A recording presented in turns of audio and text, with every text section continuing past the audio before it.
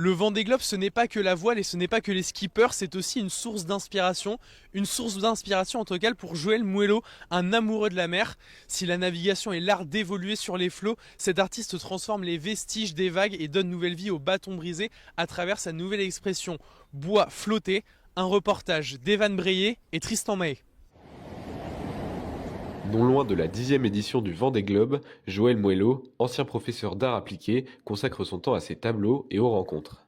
Dans sa galerie Bois des Sables, il présente ses quelques 250 œuvres fabriquées à l'aide de bois flotté, le matériau ayant donné son nom à l'exposition. Ça fait 20 ans que je passe mon temps à aller le chercher, parce que le matériau, il n'arrive pas tout seul dans l'atelier, il faut aller le chercher, et ensuite le travailler. Donc c'est un matériau assez noble.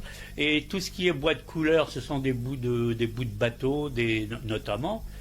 Et j'explique dans mes créations que derrière chaque morceau de bois, il y a une aventure humaine. Ce sont des bouts de bateau, de cabanons, de tout ce qu'on veut, qui traînent sur la plage. Je leur donne une nouvelle vie. Mais quand Joël pénètre dans son atelier, c'est pour se retrouver seul avec lui-même. C'est un travail de longue haleine et le bois utilisé est minutieusement choisi. Il le retouche le moins possible dans un objectif de simplicité. Je pars du principe que le plus simple est le mieux.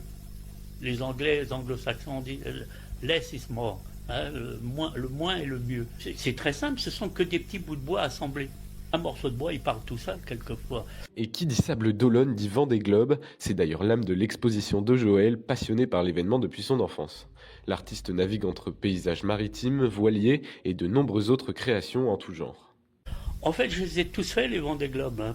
Celui d'aujourd'hui, un peu moins, parce que un peu blasé au bout du 9e. Non, j'en ai fait 9 en tout déjà, avec des expos au pavillon du Vendée Globe. J'avais fait tous les portraits en bois flotté de tous les skippers à une année.